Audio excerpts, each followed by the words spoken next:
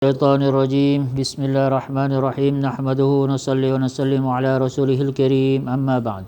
InsyaAllah kita sambung bacaan daripada kitab Al-Ahadith Al-Muntakhabah oleh Al-Allamah Syekh Muhammad Yusuf Al-Kandahlawi. Masih lagi dalam bab salat, yang mana bab kecilnya ialah wudu. Kefadilat wudu. Abi Malik Al-Ash'ari radhiyallahu anhu qala Rasulullah sallallahu alaihi wasallam, at-tuhuru syatrul iman, walhamdulillah tamla'ul mizan, wa subhanallah walhamdulillah tamla'ani au tamla'u ma bainas samawati wal ardi, was salatu nurun, was-sadaqatu burhanun, was-sabru diya'un, wal-Qur'anu hujjatul laka aw 'alaika. Al-hadis rawahu Muslim. Sayyidina Abu Malik Al-Ash'ari radhiyallahu anhu meriwayatkan bahawa Rasulullah sallallahu alaihi wasallam bersabda, wudu ini separuh daripada iman. Ucapan alhamdulillah menyebabkan timbangan amalan penuh dengan pahala. Mizan, timbangan amalan tu, mizan tu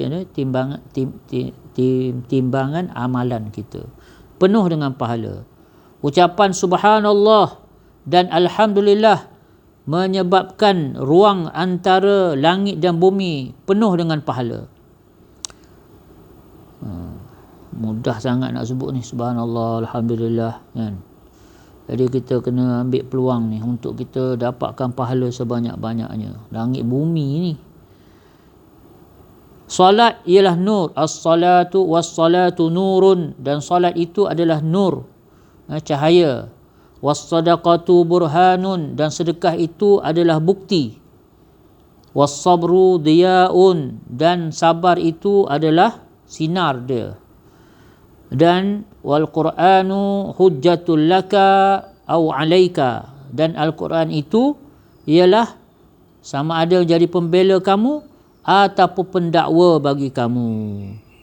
Yakni sekiranya kamu membacanya dan beramal dengannya, maka Al-Quran itu akan menjadi sebab keselamatan untuk kamu, dan sekiranya tidak, maka Al-Quran itu akan menjadi sebab azab untuk kamu. Hadis ini adalah sebahagian daripada hadis yang panjang yang telah diriwayatkan oleh Imam Muslim. Keterangan hadis ini menyatakan bahawa wudu ialah separuh daripada iman, kerana iman merangkumi pembersihan batin dan pembersihan zahir, yakni membersihkan batin daripada kekotoran kufur dan syirik daripada hati, manakala wuduk pula akan membersihkan anggota daripada kekotoran hadas dan najis. Salah satu maksud daripada kenyataan bahawa solat itu nur ialah solat mencegah daripada perbuatan dosa dan keji, sebagaimana cahaya menjauhkan kegelapan. Maksud yang lain ialah pada hari kiamat wajah orang bersolat akan bercahaya, dan demikian juga di dunia ini wajah orang yang bersolat kelihatan segar dan ceria. Maksud ketiga ialah solat akan menjadi nur, yakni menerangi kegelapan kubur dan hari kiamat. Jadi ada tiga maksud yang dikatakan sebagai as-salatun nur. Pertama tadi wudu. Kenapa wudu ni dia kata sebagai sebahagian daripada iman? Kerana kalau iman itu membersihkan kotoran batin daripada syirik dan kufur, maka wudu ini membersihkan seorang itu daripada hadas dan najis. Kemudian kenapa solat itu dikatakan sebagai nur, sebagai satu cahaya? Kerana ada tiga penjelasan. Satu, solat ini yang pertama ialah pada hari kiamat wajah orang yang bersolat, kerana solat itu mencegah daripada perbuatan fahsyat dan mungkar lah, dosa dan keji, sebagaimana cahaya memisahkan kegelapan. Orang yang bersolat dia akan dapat jaga diri dia daripada dosa. Dia akan dapat jaga diri dia daripada kekejian, fahsyat dan mungkar. Itu janji Allah.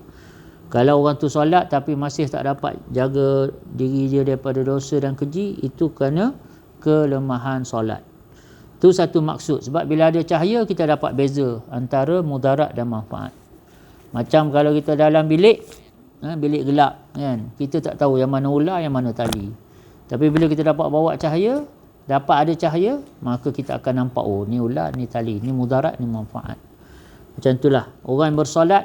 Sebab tu orang tua-tua dia selalu pesan, kalau nak pergi jauh-jauh apa, satu je dia pesan, semayang tu kau jaga.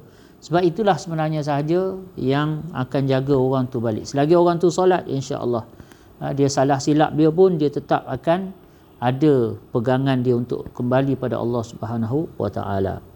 Maksud yang kedua ialah apa dia? Solat itu nur, iaitu pada hari kiamat orang yang bersolat ini wajah dia akan bercahaya. Dan di dunia pun dia ada nur dia. Orang yang jaga solat dengan orang tak solat ni kita memang boleh beza lah. Tengok muka pun tahu. Kemudian yang ketiga ialah solat itu betul-betul akan jadi cahaya untuk kubur, mahsyar, mizan dan sebagainya. Itu maksud dia. Dan maksud daripada kenyataan bahawa sedekah merupakan bukti ialah harta biasanya sangat dikasihi oleh manusia. Apabila seorang itu sanggup membelanjakan hartanya di jalan Allah dan memberi sedekah, maka perbuatannya memberi sedekah itu menjadi tanda dan bukti tentang kebenaran imannya kepada Allah. Itu maksud dia.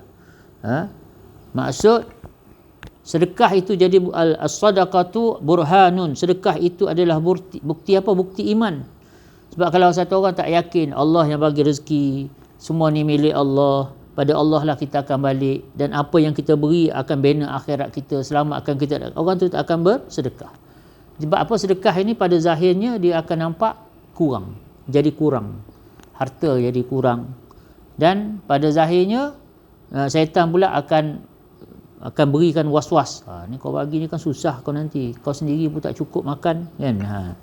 Jadi semua ni akan, bila orang tu terus juga bersedekah, maknanya dia yakin rezeki ni Allah Subhanahu Wa Taala yang bagi kan. Dan Allah Taala janji, dia yakin dengan janji Allah. Allah kata sedekah ni tak akan berkurang kan. Allah tak akan kurangkan sedekah, harta orang yang bersedekah. Tak ada orang yang akan jadi miskin kerana bersedekah. Itu maksud was-sadaqatu burhanun. Maksud bahawa sabar itu adalah sinar. Dia ialah seseorang yang bersabar itu seorang yang rela menanggung kesusahan mentaati perintah Allah dan rela menanggung kesusahan meninggalkan larangan Allah, serta rela menanggung kesusahan-kesusahan yang lain, maka dia ialah salah seorang yang memiliki cahaya hidayah dalam hatinya. Ini sebagaimana yang disyarahkan oleh Imam An-Nawawi di dalam kitab Syarah Muslim dia.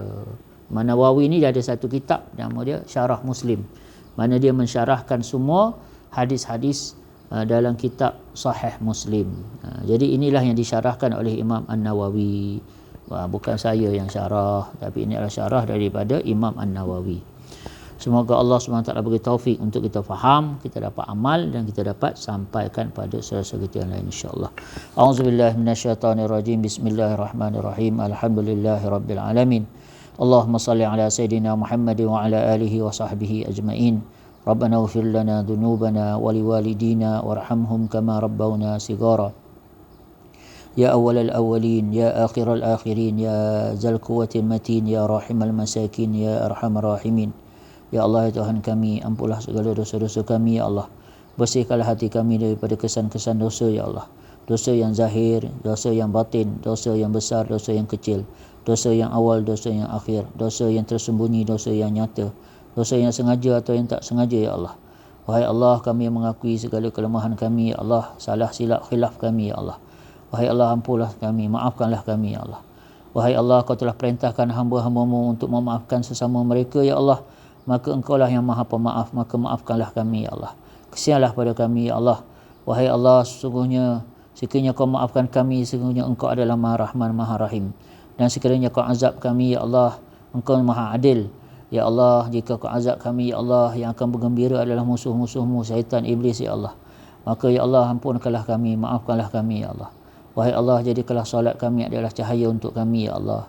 Jadikanlah sabar itu diak kami, ya Allah, sinar untuk kehidupan kami, ya Allah. Dan jadikanlah sedekah itu bukti kepada iman kami, ya Allah. Wahai Allah, Tuhan kami, bantulah kami dalam menjalani kehidupan dunia, baki-baki hidup kami ini, ya Allah. Semoga baki-baki hidup kami ini adalah baki-baki yang akan menyebabkan kami menjadi mulia di akhirat nanti. Rabbana ja'alna muqimis salati wa min dzurriyyatina Rabbana taqabbal du'a. Rabbana ighfir lana wa liwalidina wa lil mu'minina yawma yaqumul hisab. Rabbana asrif 'anna 'adzab jahannam. Inna 'adzabaha kana gharama. Innaha sa'at mustaqarran wa maqama. Wa sallallahu ala sayyidina Muhammadin wa ala alihi wa sahbihi wa sallam. Subhana rabbika rabbil izzati amma yasifun wa salamun alal mursalin walhamdulillah.